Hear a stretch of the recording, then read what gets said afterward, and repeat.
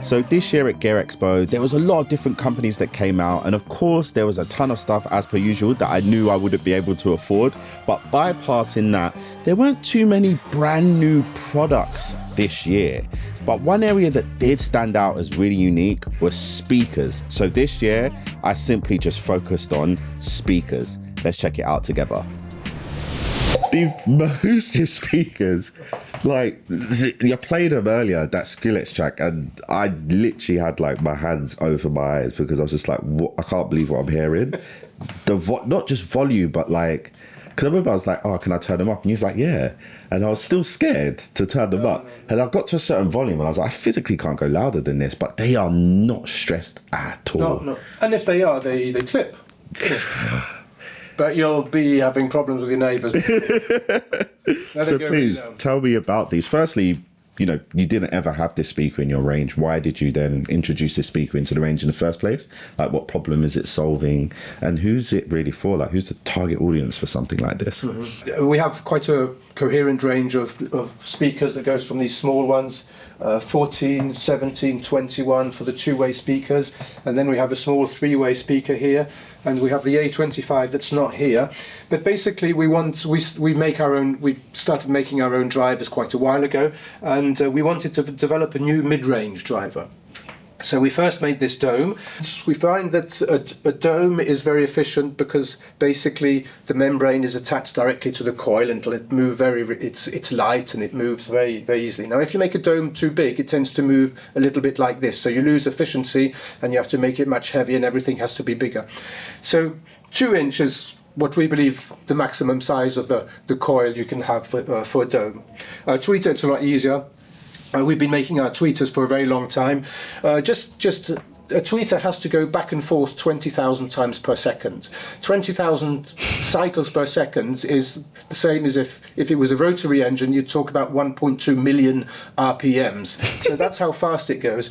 So a tweeter is recreating vibrations from an electric signal, and we've also did the opposite. We sort of make electricity with vibrations, and a lot of bridges in Europe use our seismographs that we used to make with exactly the same technology we used to make our tweeters. Anyway, so this works very well. Now, if you want to make a bigger speaker, you have to develop a bigger mid-range driver. So a tweeter is always quite small and has a good directivity. A woofer can be almost as big as you like because it's very low end and the wavelengths are very long. Now the mid-range has to be small, but it also has to have enough SPL. It has to have the right kind of acceleration and excursion. Means it has to be very light if you want to hike. So you need something very light with a powerful magnet.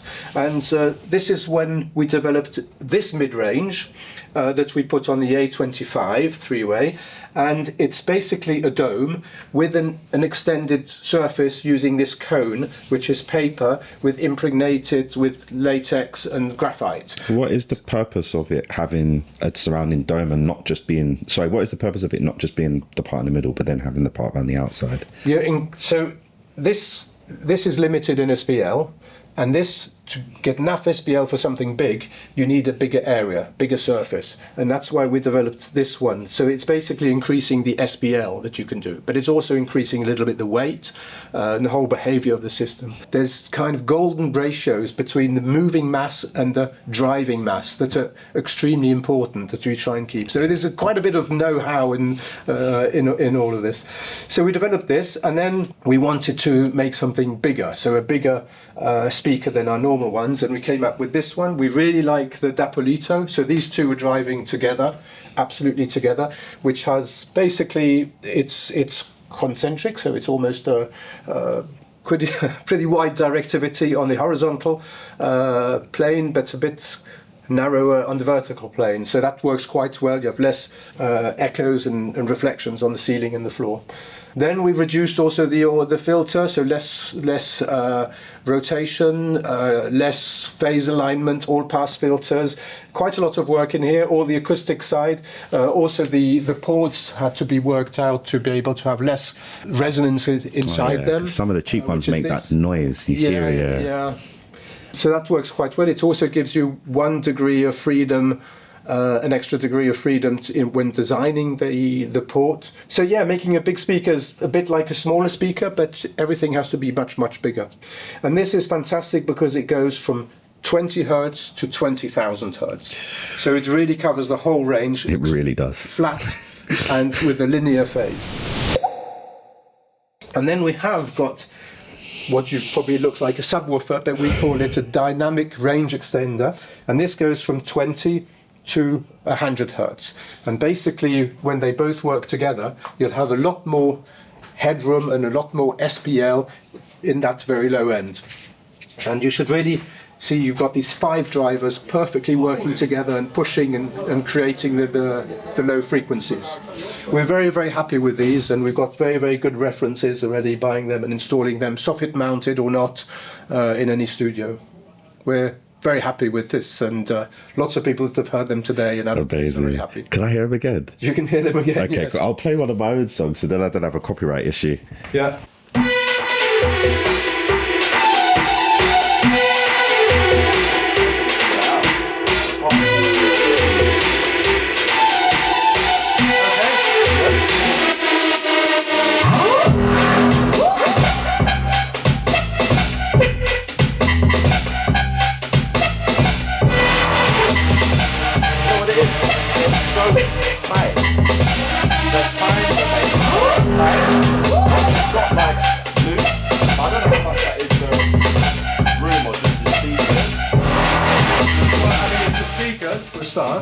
Then there's the room. It all works together. But the way you drive these has to be extremely tight for start. The impulse response, basically, right down to the low end, has to be tight. Yeah. It's like the suspension of a Formula One car, as opposed to the suspension of a kind of Cadillac. When I think of PSI, I don't know if other people say it, but when I think of PSI Audio, I think Transients. Yeah. Speed. And natural also. Yeah. They're fast. It's a bit like in a room. When you're in a room, you want all frequencies to go down the same. And when you come out with that, all of them has to be fast and have the same damping effect. You can't have one that rings. You can't have out of here have some frequencies that ring longer than others. So the low end has to be super tight and controlled. It's really crazy. Okay, let me change. Anyway. No, honestly, it's really helpful what you're saying. Let me change genres though. Where you said 18, right? Is that where you're saying? You make me believe. Oh no, it's not yet 17. Let's turn it down to 18.5. Although it's still flip if it's too low. It's too low. It should be good. My stuff is alright. I mix my stuff. If this is love, you show me care. It's more than a part and more than a prayer. If I was a game, believe me I'll lose. If this is love, you tell me the truth.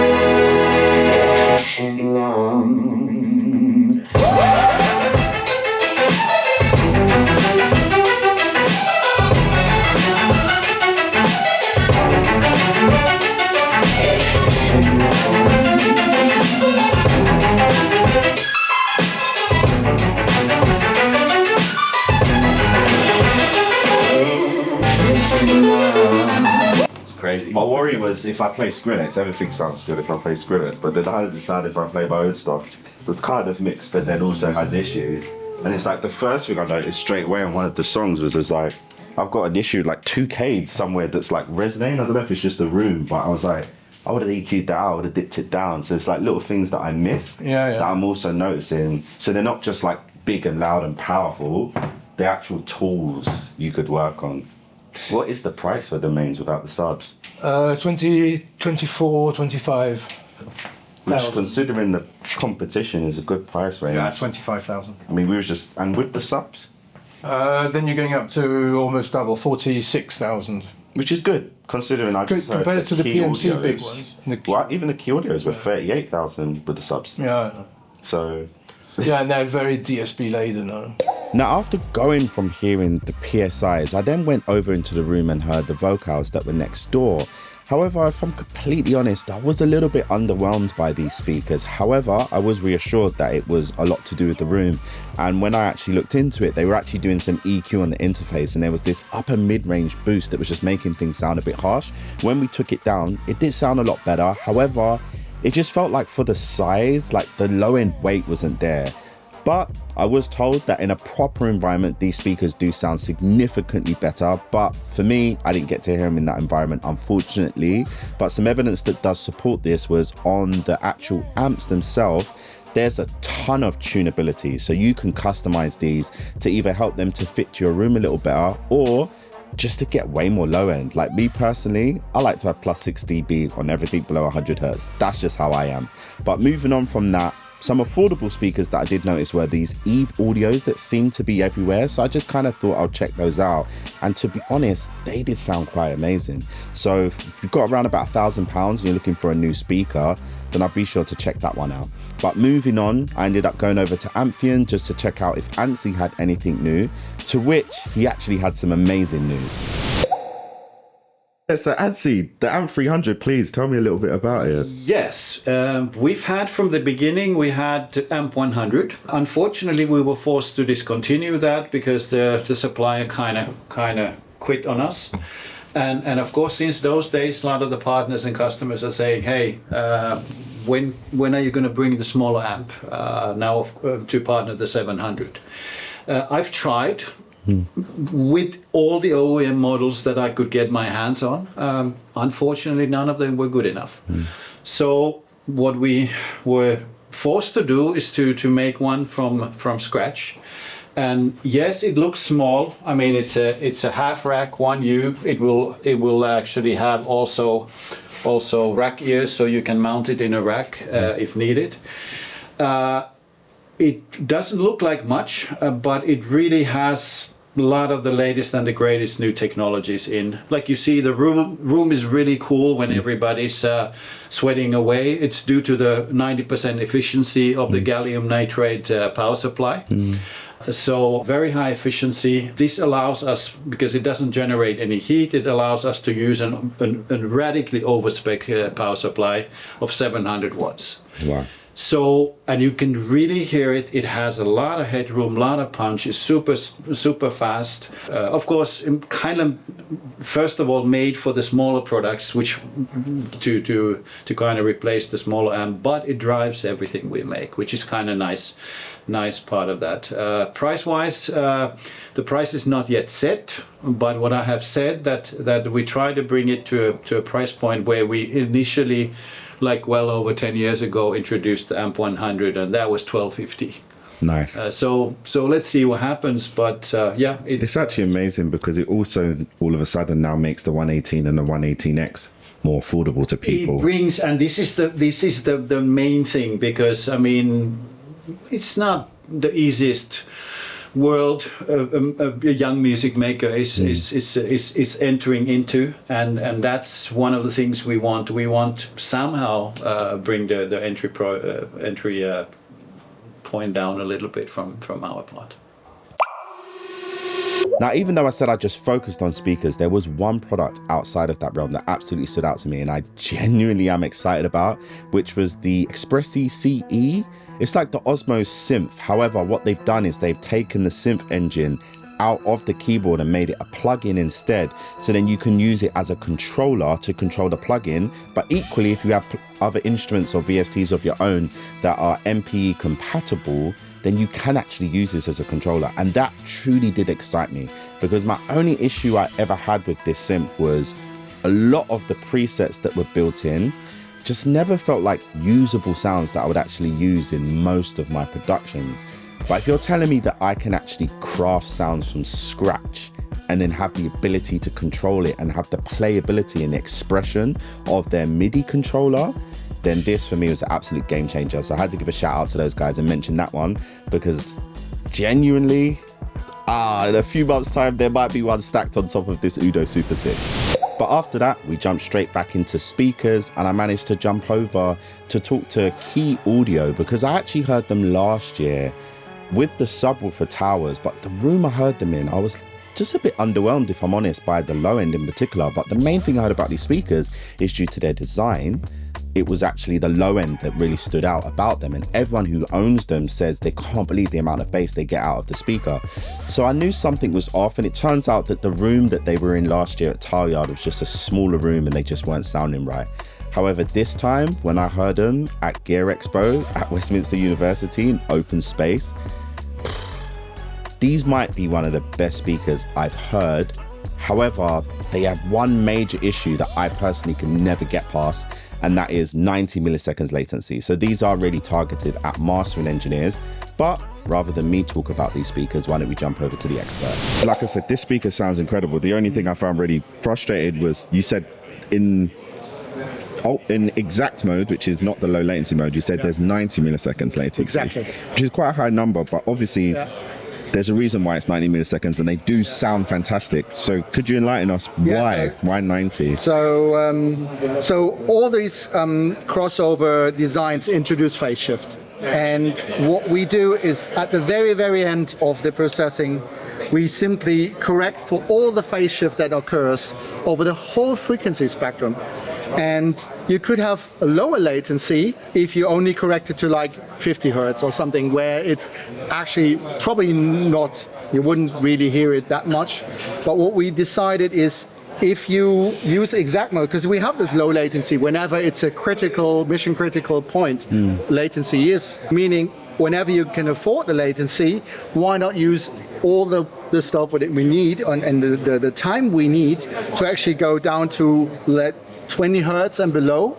So we have the full range of the speaker, so everything that is played back is actually completely time aligned and phase aligned. Okay. So that's the reason why we chose the long term. And with the Kii 7, obviously, this is a bit shorter, but they do have a mode where they, it's called a match mode, where they do have the exact same latency as the Kii 3s, because you can combine them in surround and Atmos setups. Okay. Now moving on to my final part. Honestly, not only was this the best room because it was the only room in the entire venue that genuinely had AC, functioning AC, and it was like 31 degrees that day, but the speakers, like, these speakers are speakers that you could only dream of owning such a pair of speakers, but to be able to hear them in such a beautiful room, in such a beautiful environment, I came back home and I just was disappointed with my studio. And I think, obviously, for me, it's like, I know my studio, my setup is great. I've got the PMC 60s and I absolutely love them, but it just reminded me there's like levels to this. And the people working at the top tier, these PMC speakers that I heard in that studio were absolutely insane. But rather than me talk about them a lot, why don't we let Phil, the specialist, tell you a little bit about those? Sorry, we're just about to film an interview, sorry. I know, what were you just here to feedback? No, you're here. I was just checking if everyone's okay. Absolutely perfect. You're all good. Okay. Thank you very much. Yeah, thank you. So I noticed you didn't actually have to bring anything to Gear Expo this year. We didn't, yeah. I mean, it's kind of nice. Like in 2014, these speakers went in, and yeah, it's an absolutely amazing system. So it's great to have some really big speakers in here. Annoyingly, like, we've just released a whole new range of big monitors, so we weren't showing off the new flagship ones, but we've just been saying to everybody we've got some at our studio in Islington, so they're free to pop by. Unbelievable. These are honestly the most incredible speaker. I mean, Alan could attest as well. Bro, these sound crazy. Amazing. Yeah. Amazing. At all levels as well, man. Yeah. But, so you said you have a new range of these. We do. We have a new range, yeah. So these are the QB1s that are in the wall. These were famously built and designed for Capitol Studios, and then I think these were fitted probably not long after the Capitol install in 2013. So. Wow, so they weren't. You didn't actually make them. I think this might have been the first pair. No, it would have been the second pair in the UK. So yeah, really, really nice. And, yeah, still such a testament that they're still here now and doing absolutely amazingly as well. So just to clarify, the speakers were made for a studio. They weren't just made as a new product. The speakers were made originally for Capitol Records. So basically, we had our lovely team in the US. Shout out to Maurice. we ended up going to Capitol Studios when they were looking to refit their systems, and they hadn't refitted their systems at all since they'd been in like the 40s, and they were like, well, we don't really want to change the layout of the room, and our speakers are generally really deep and huge because they're transmission lines. So sort of Maurice spoke to Peter, the owner at the time, and said, we want something that's kind of a slightly different form factor. Pete went over to the US and said, well, could probably just build you it. So we kind of started development of a product that we sold to Capitol Studios, and then it was just such a big thing that we ended up selling a hell of a lot more of them to other locations as well, and doing an XBD variant of it as well. Goodness. Am I right in saying, because I know Tape London has some. Tape London have got a pair of QB1 XBDs. Have them as well. Metropolis had a pair of QB1s I think in the early days. They came out, and I think one of those pairs might have even gone to Capitol at that time as well. So we did like a launch party at Metropolis, which is probably where a lot of people would have seen them. Yeah, goodness me. So like, how many kidneys do you sell to?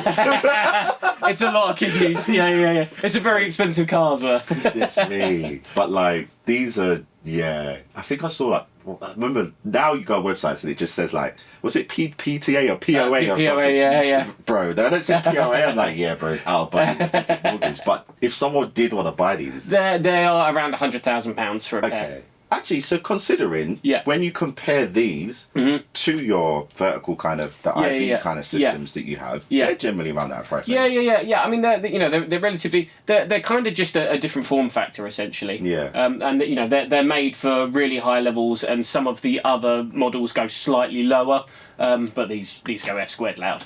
This is unreal. So what do I need to do to afford these then? Bro, make lots of records. I don't know what the discount's going to be. Yeah.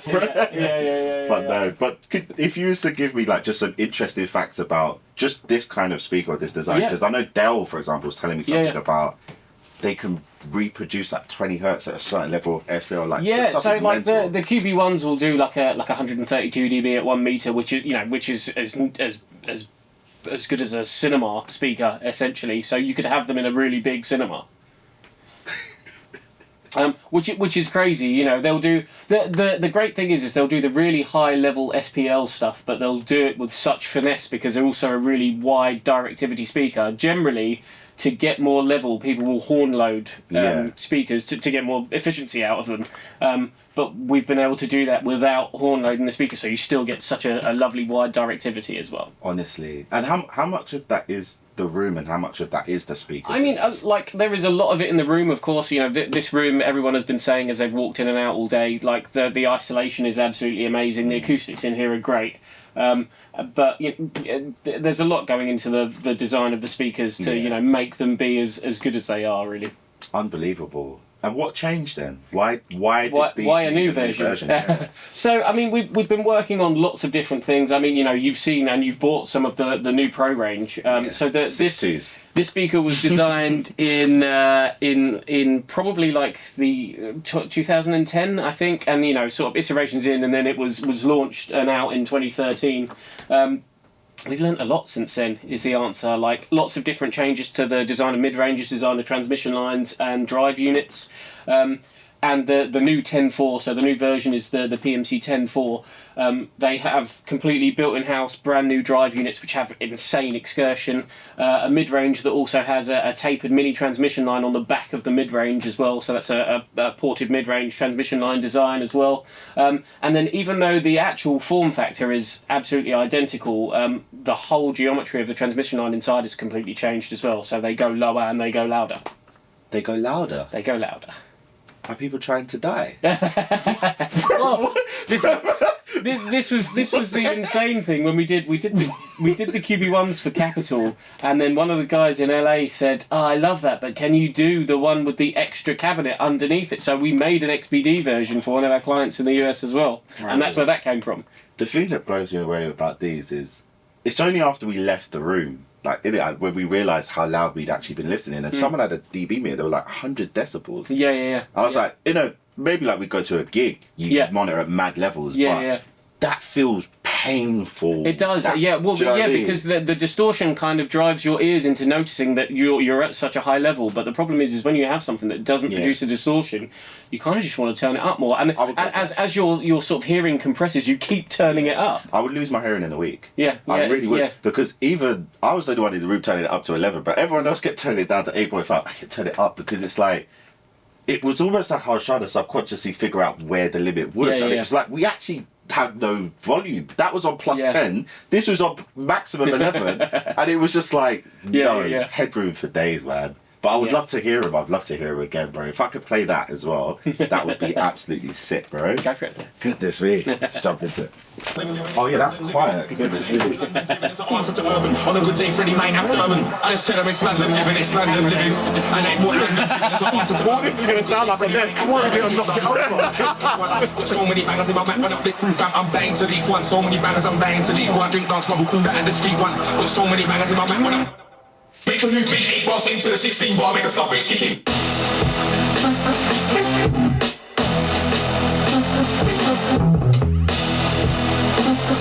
That's it though, because I can tell the difference between stuff I've made on the moves. Yeah.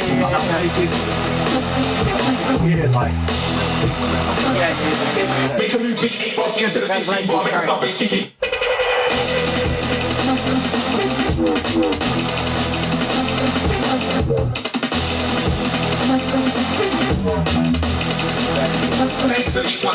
Yeah, I won't play too much, but bro, this is mad, bro. This is mad. I feel like I want to listen to more copyrighted music now anyway, so we'll start the video, bro. So that's kind of summary of the things that stood out to me at this year's Gear Expo. It was really speakers that stole the show. And if you do like any of this music that you heard in this video, then check out more of my stuff. I will link some videos right here. Other than that, my name is Alex Elliott. If you like this content, like and subscribe, and I look forward to seeing you all next time.